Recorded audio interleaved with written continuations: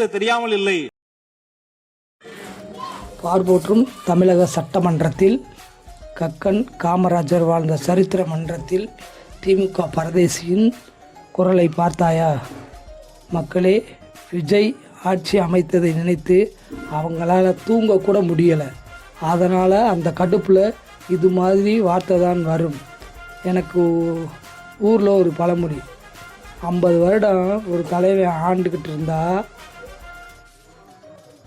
இனிமே வரவே முடியாதுன்னு தெரிகிறப்போ வருமே ஒரு எஃபெக்டு.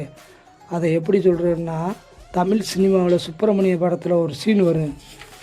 அவன் உயிரோடு இருக்கிற வரைக்கும் நமக்கு எந்த பதவியும் கிடைக்க போகிறதில்லன்னு தெரியும் பாரு, கண்ணில் ஒரு பயம். அந்த பயத்தோட வெளிப்பாடு தான் இது.